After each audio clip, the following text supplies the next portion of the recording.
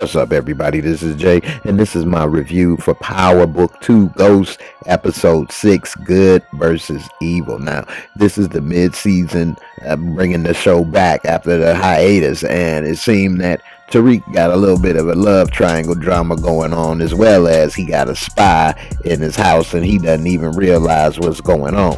Now, if you're new to my channel, what I'm going to do is recap the episode, then I'm going to go ahead and give it my real talk review, which is what I think about the episode, and then I'm going to give it a Mosco, which is my 4-part rating system to rate the episode. So, if you're new, check it out. Let's get into it. And if you've been with me, let's do this. Now, we see the episode start off with Davis coming in, rocking the woo wear. I thought he was back with the woo for real. He comes sit down. They got their little plan together on how to get the right jurors so that they can get the right result, so that they can have their little master plan work. Now, meanwhile, we see Tasha, and she's calling off the burner to Tariq, asking if he know anything about what's going on with 2-Bit, and she said she was going to take a deal, but Davis told her not to.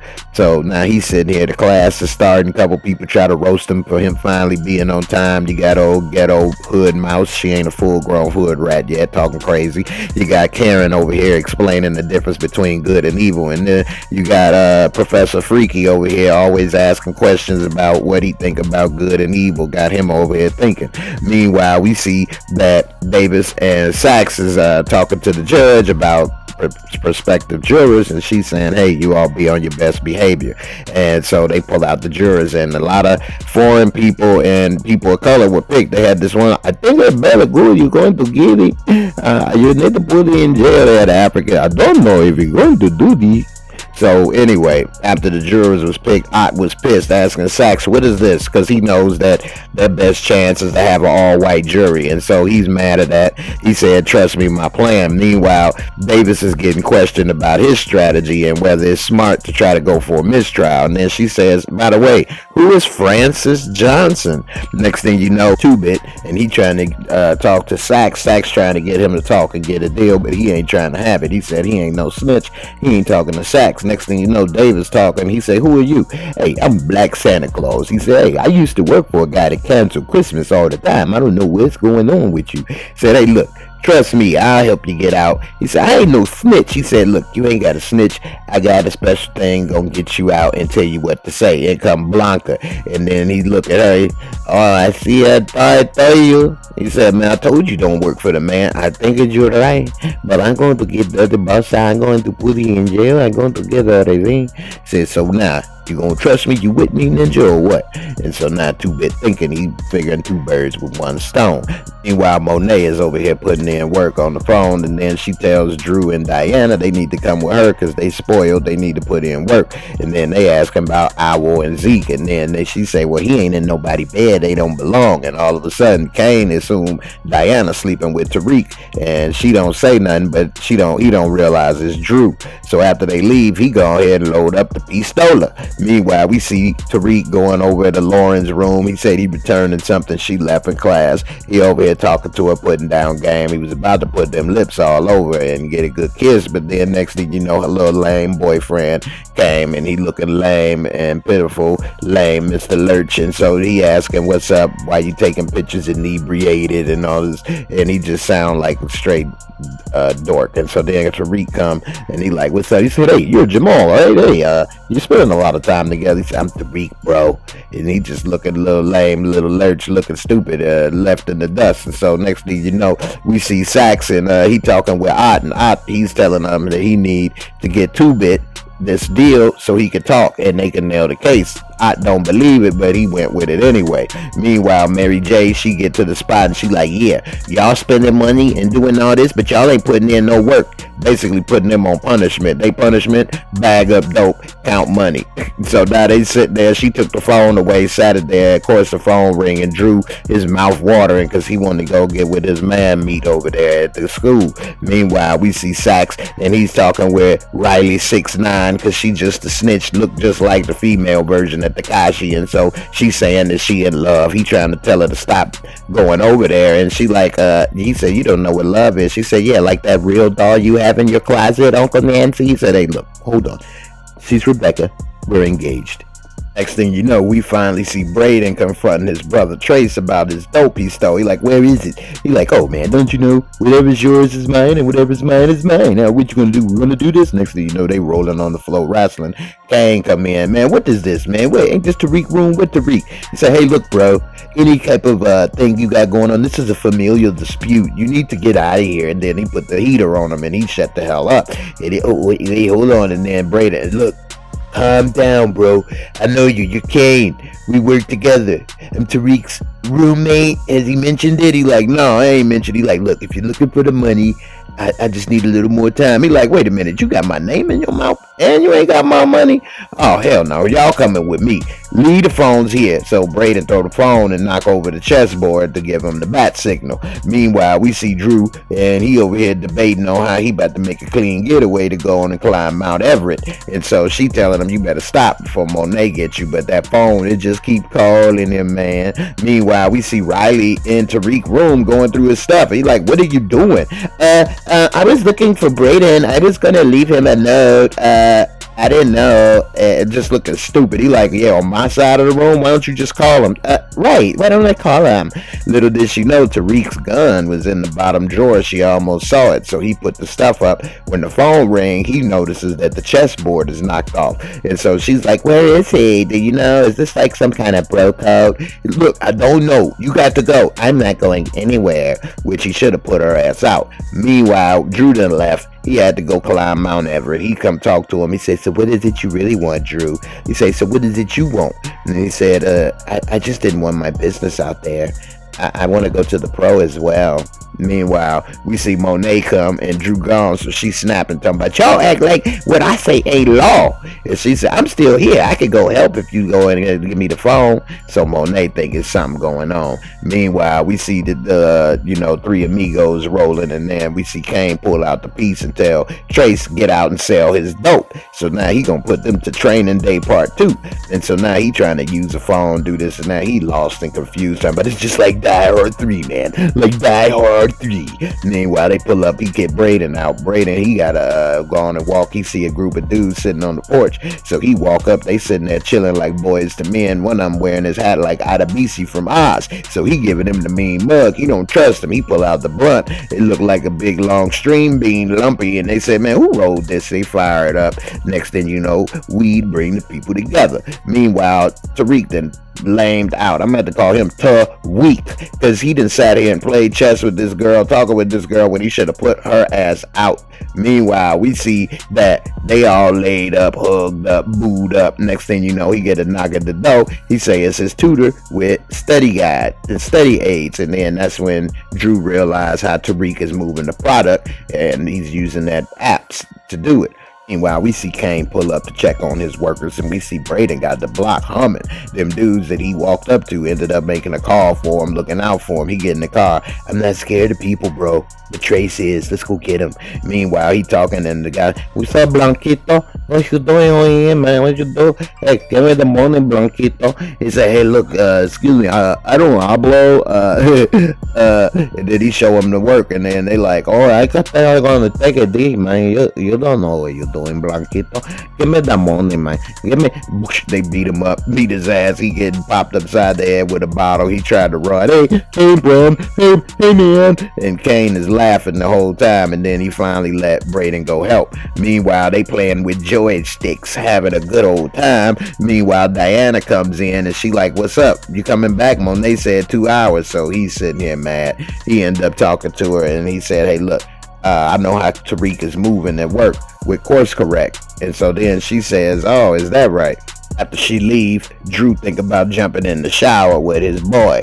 Meanwhile, we see Tariq still sitting here playing chess with Riley. She asking a bunch of questions, this, that, and the other. She says she's sorry for his drink. He like, what drink? Next thing you know, we got to knock at the door. He go outside. For some reason, he don't let Diana in. He got the door closed. So then he talking to her, and she like, well, I can't come in. But you got that other girl, Lauren, there?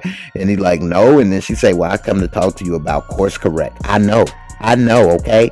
And so I don't know why she act like she was busting him or something. Meanwhile, Riley 6'9", snooping as usual, and he done left his phone. She taking pictures of his phone with this number to say we need to talk. And so now she's all, next thing you know, dropping the phone, making a mess. He hears it. Now Diana is all talking about, I thought you was different, this, that, and the other, which he never tried to break her heart or holler at her, so what the hell is her problem? Meanwhile, Riley looking innocent when he come in, talking about checkmate. Anyway, we see the three amigos riding. Trace is scared. They get pulled over by the cop. He say, oh, what you doing? You white boy, you go and get wet by my car. He say, look, man, you need to chill. You doing too much. He say, man, you better take that bass out your voice. You work for me. I'm working for your papa. You remember that? Meanwhile, we see Tasha. She getting in talking with Davis, and then they asking her about whether she know 2-Bit, and she say no, but he may know Tariq. He said, don't worry, I got you. Meanwhile, we see that the little cop is saying, hey, let's forget about it, or I can take you in for distribution. He said, man, we got kidnapped, man. We need to call our mom. He said, shut up, man. Don't say nothing. Meanwhile, we see Diana, and she's talking with Monet, and she done snitched on Tariq, basically trying to get Monet to shut him down. And she like, that's smart. And she like, but why you trying to tell me to get him shut down? Did he break your heart? Was he your first? She like, no. She said, well, then it's just business. Leave him alone. Which is true. What the hell is she all emotionally attached with this boy for? Meanwhile, Brayden finally comes back. Riley happy. Tariq, he telling Tariq, dude, it was crazy, man. I made all this money, man. It wasn't my parents. I was rich. Well, it was Kane's money. But, dude, it was great, man. He said, don't do this no more. He's like, yeah, man. Meanwhile, Monet giving Tariq a call because Diana done told. So she said, yeah, I know about course correct. He said, I figured she'd tell. He said, go ahead, just keep it going. Meanwhile, the officer there, he said, you need to control Kane. She said, I got him under control. He said, okay, well, next time you call it Lorenzo instead of you call it me. Next thing you know, we see DBS, and he in the courtroom asking 2-Bit questions about Tommy and everything. He said, hey, look, I don't know nothing about that. Okay, ain't no white boy in there doing that I know of. And the judge, everybody looking, because Sack's little case is falling apart. And Davis playing it cool. Then Sack showed a picture, and he said, look, what I told you was, I don't know nothing about this dude. And the judge and jury, everybody's watching, and they like, what about Tasha St. Patrick? He said, man, as far as I know, she's just the wife of that dead Lieutenant Governor Ninja. And so everybody laugh or whatever. And then they asking him, he said, hey, look, part of your agreement is that you tell the truth. He said, actually, you gave me contractual immunity, so long as I answer the best of my ability, I'm good. He said, oh, it look like you got a lawyer. And so then Davis come up, throw a couple softball questions, then ask him if he knew Tariq. And he said, yeah, he helped Tariq when he was lost one time.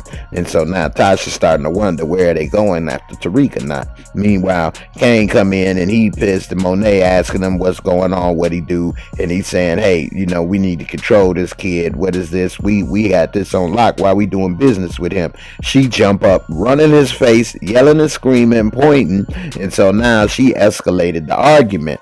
And so now he trying to explain to her about why she messing up the business, and that the house is Poppy. She like, as long as you live in my house, do what I say. Like, this is Poppy house. You wouldn't have nothing if it wasn't for him. She said, look, he in jail for 25 years, and he only did 10. And so he's trying to say this and that about Poppy. Diana grab him to calm him down and pull him. Then Monet grab him, and then he yanked back, and then she lose her balance and fall. They ended up making it look like he pushed her down. Either way, he was wrong, but it wasn't intentional. She was hurt. She was sad. She realized that cop was right, because he said, you can't control Kane. You ain't a man. Then he reached out and tried to give her a hand up, but she smacked the hand out the way. Then she pissed, so he walk off and leave. Meanwhile, Drew and Diana help her up.